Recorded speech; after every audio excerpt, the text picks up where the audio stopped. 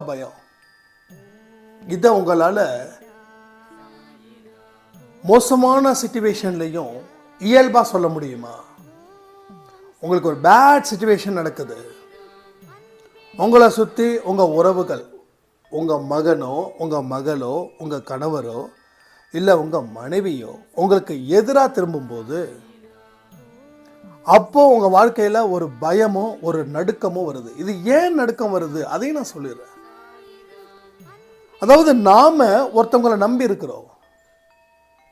இப்போ அந்த அவங்கள நம்பி இருக்கும்போது அவங்க நம்மக்கிட்ட இல்லைன்னா நம்மளை யார் பார்த்துப்பாங்க? நம்மளை யார் பார்த்துப்பாங்க? அந்த பார்த்துப்பாங்கிற விஷயத்தில் எல்லாமே அடங்கிடும். நம்மளை யார் கவனிப்பாங்க? நம்ம யார் அக்கறையாக நலம் விசாரிப்பாங்க? நமக்கு ஒரு பிரச்சனைனா ஓடோடி வருவாங்களா மாட்டாங்களா? இது எல்லாமே அதில் வந்து சேர்ந்துடும். அந்த ஒரு விஷயம் பேஸ் பண்ணி தான் நாம் இங்கே ஃபீல் பண்ணுறோம். இதுதான் உண்மை. அதுக்கு நம்ம என்ன பண்ணுறோம்? பாசம் அப்படின்னு பேரை வச்சுக்கிட்டோம். இதை நான் உங்களுக்கு சொல்லும்போது என் மேலே கொஞ்சம் கடுப்பாக தான் இருக்கும். ஆனால் ரியாலிட்டின்றது இது ஒன்று தான். ரியாலிட்டின்றது ஒன்று தான்.